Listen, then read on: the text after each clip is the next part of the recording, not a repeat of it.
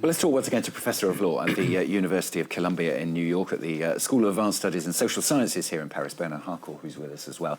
Of course, here there's an awful lot of attention focused on some of those issues that Philip was talking about, but it's not necessarily what people vote on in the US, is it? I mean, number one is always talked about the economy, but two other areas which have come up again and again in this campaign, of course, is that of immigration, which Donald Trump did talk about briefly in his speech, and abortion as well.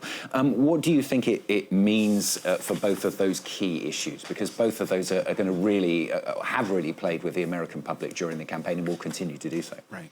Well, I think Donald Trump will be very aggressive on immigration. I think that's pretty clear. And I think that this time around, he has more savvy, he has more leverage. The federal courts are more stacked in his favor. The Supreme Court is more stacked in his favor. And so I think he'll have more room to maneuver on those questions. And he has vowed to address the immigration issue in a very harsh and brutal way. He repeated it just now in his acceptance speech. And so I think that will be an area of priority and an area of, go ahead. I mean, last time, of course, there was the build the wall catchphrase, which we heard again and again and again. I mean, he started to build it, but didn't get nearly far enough, did he? I mean, do you think that might even come back into play again? Somewhat. I think it's more questions of deportations. I think it's more question of actually, more aggressive enforcement.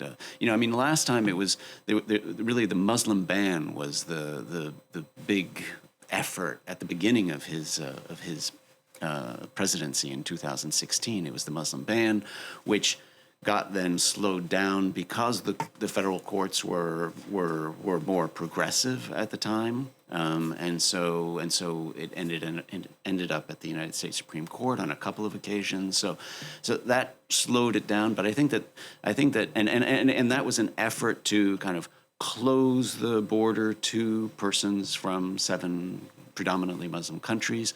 I think here what we're going to be seeing is predominantly efforts to deport people from within the United States.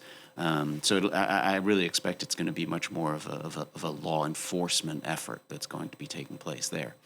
As for abortion, I mean, it's interesting to see some states are going to be, probably constitutionalizing the right to abortion. We'll have to see what the results are, but there will be that. But so I think that will be a real effort at the kind of state level.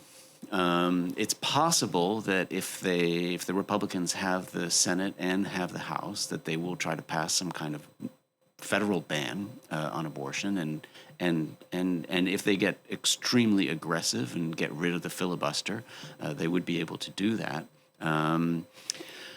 So that would be, but then of course that would be challenged in those states that have a state constitutional right.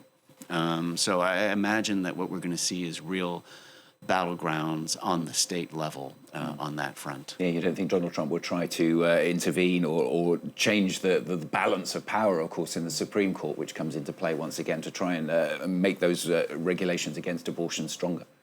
Well, for sure. I mean, it's unclear when there would be vacancies at the United States Supreme Court. The most likely next vacancy is someone who is very conservative, Clarence Thomas. So replacing him wouldn't really change the composition of the court. So I don't foresee in the immediate future a stronger conservative court. I mean, it's already a supermajority conservative. I mean, 6-3. So I don't think he needs to do anything at the United States Supreme Court to basically get the court behind him, which it is already. Okay, good to have you with us. Stay with us here on France 24. Well,